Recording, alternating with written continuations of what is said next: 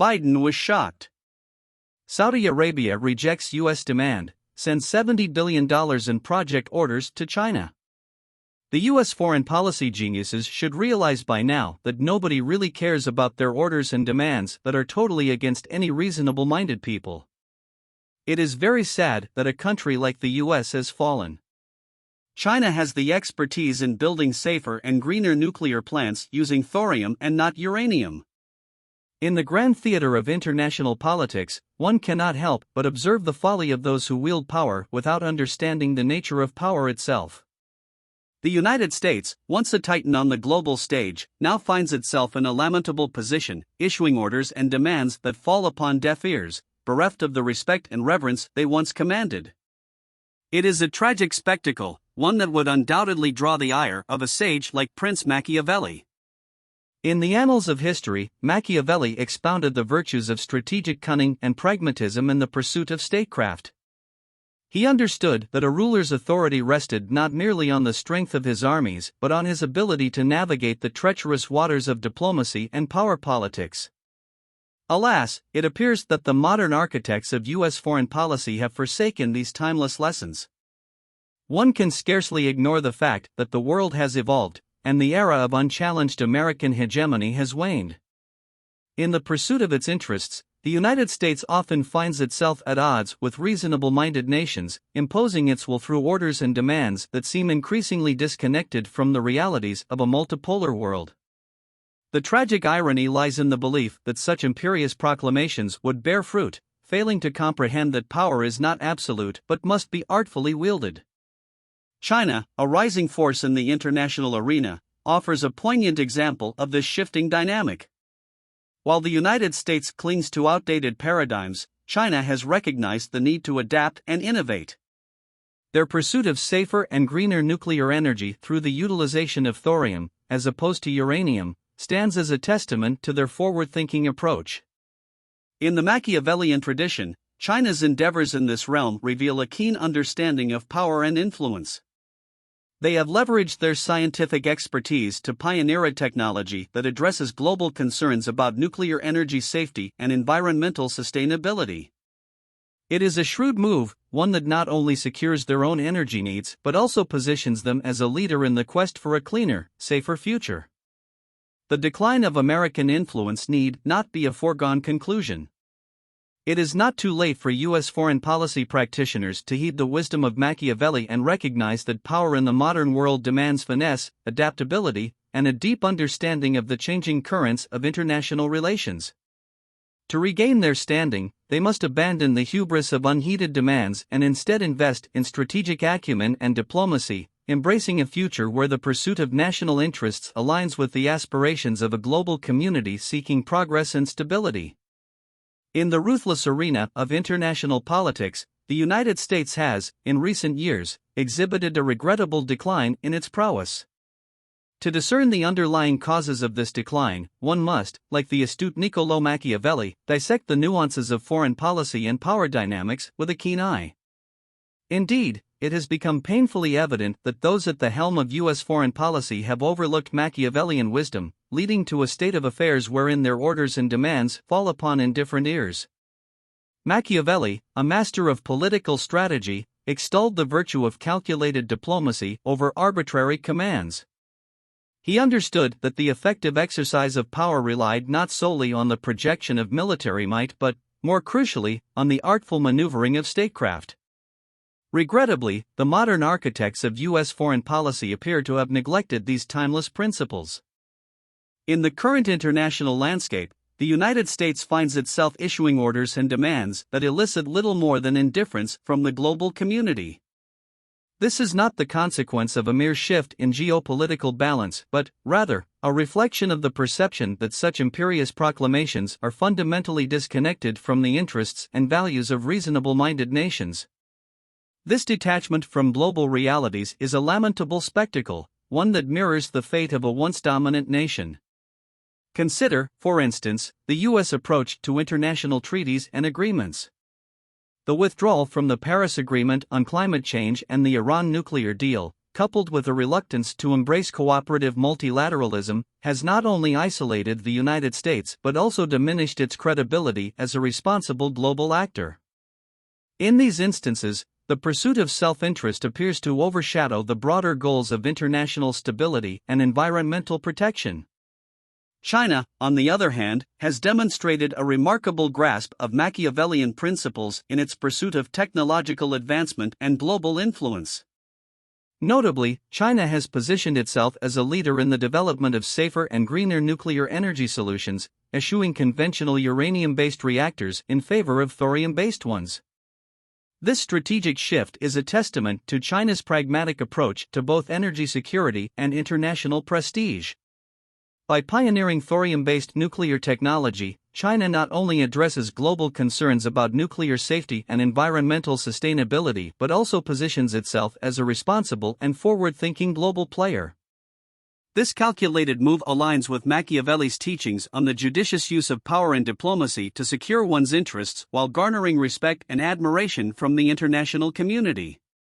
In the spirit of Machiavelli, it is essential for U.S. foreign policy practitioners to reevaluate their approach.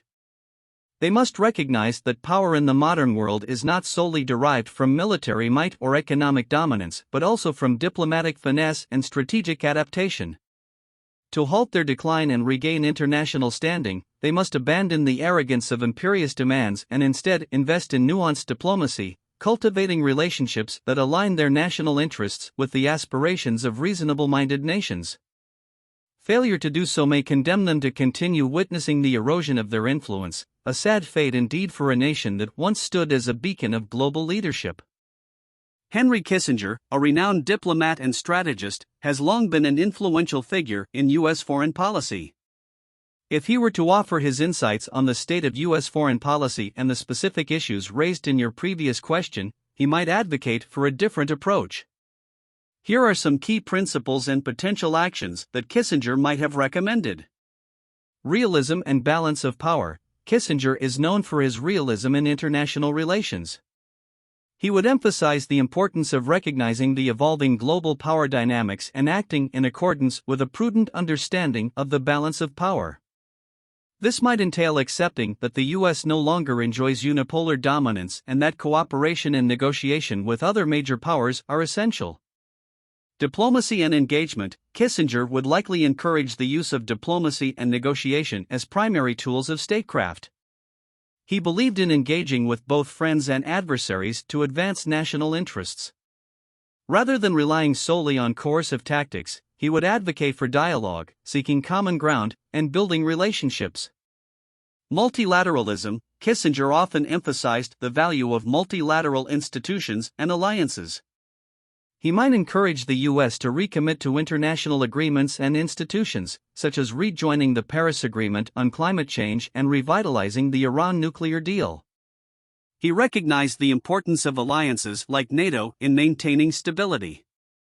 Pragmatism over ideology. Kissinger was known for his pragmatism, often stating that foreign policy should be guided by national interest rather than ideology.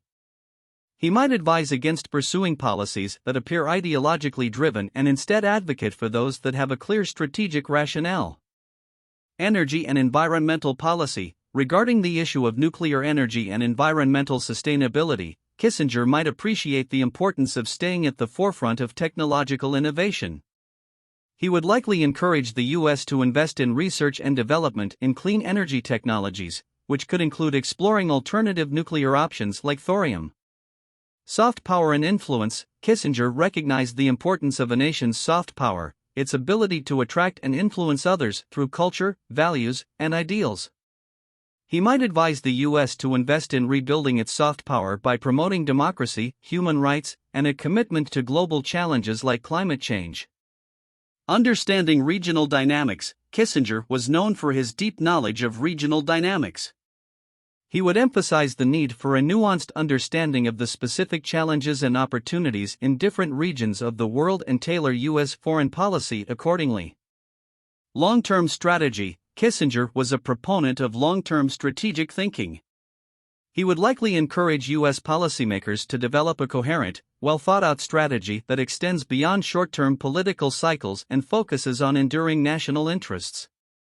It's important to note that Kissinger's approach to foreign policy is not without controversy and criticism, and his recommendations would depend on the specific circumstances and challenges faced by the U.S. at any given time. Nonetheless, his principles of realism, diplomacy, and balance of power continue to shape discussions on international relations and foreign policy. Zbigniew Brzezinski's approach to the subject at hand would likely involve a strategic and nuanced response, recognizing the evolving global landscape and the need for diplomacy, engagement, and long-term thinking. Here's how Brzezinski might have handled the situation differently, with specific examples. Tone and diplomacy. Brzezinski would counsel a more diplomatic and cooperative approach in the face of international skepticism about U.S. orders and demands. He might recommend reframing U.S. foreign policy statements to be less coercive and more conducive to dialogue and negotiation. Example: instead of issuing unilateral demands, Brzezinski might advise the U.S. to engage with regional partners and stakeholders to find common ground on issues of global concern, such as climate change or non-proliferation. Multilateralism. Recognizing the limitations of unilateral action, Brzezinski would advocate for multilateral cooperation. He might stress the importance of rejoining international agreements and organizations to regain global influence. Example: Brzezinski could support rejoining the Paris Agreement on climate change as a way for the U.S. to demonstrate its commitment to addressing environmental challenges alongside the global community. Global leadership. Brzezinski would emphasize the need for the U.S. to lead by example, particularly in areas aligned with its values and interests. He might suggest that the U.S. take a more proactive role in promoting global stability and cooperation. Example: Brzezinski might advise the U.S. to spearhead international efforts to combat nuclear proliferation by leading diplomatic initiatives and negotiations with countries like North Korea and Iran. Technological innovation. Understanding the strategic importance of technology, Brzezinski might recommend investing in research and development, especially in fields that have the potential to shape the future, such as clean energy technologies. Example: Brzezinski could support government funding for research into advanced nuclear reactor technologies, including thorium-based reactors, as a means to enhance the U.S.'s position in the global nuclear energy industry. Adherence to values. Brzezinski would insist on upholding democratic values and human rights even in the pursuit of foreign policy objectives. He might recommend that the U.S. prioritize human rights concerns in its interactions with other nations. Example: Brzezinski could advise the U.S. to engage in robust human rights dialogues with countries like China, addressing issues such as religious freedom and political repression, while also seeking areas of cooperation. Understanding China's strengths. Brzezinski would encourage a pragmatic approach to China, recognizing its growing influence. He might suggest identifying areas where U.S.-China cooperation can be mutually beneficial, such as clean energy and environmental initiatives. Example: Brzezinski might support bilateral agreements between the U.S. and China for joint research and development projects in nuclear energy, fostering collaboration on thorium-based reactor technology. Long-term strategy. Brzezinski's emphasis on long-term strategy would translate into recommendations for sustained engagement and commitment to global challenges, with an eye on enduring U.S. interests. Example: Brzezinski might urge the U.S. to develop a comprehensive, long-term energy strategy that prioritizes clean and sustainable technologies, reducing dependence on fossil fuels and mitigating environmental impact over decades. In essence, Brzezinski's approach would revolve around diplomacy, cooperation, and principled engagement. He would seek to re-establish U.S. leadership by demonstrating commitment to its values and interests, while adapting to a changing global landscape. Brzezinski's wisdom would guide the U.S. towards a more strategic and effective foreign policy that addresses global challenges while upholding the nation's ideals and long-term goals.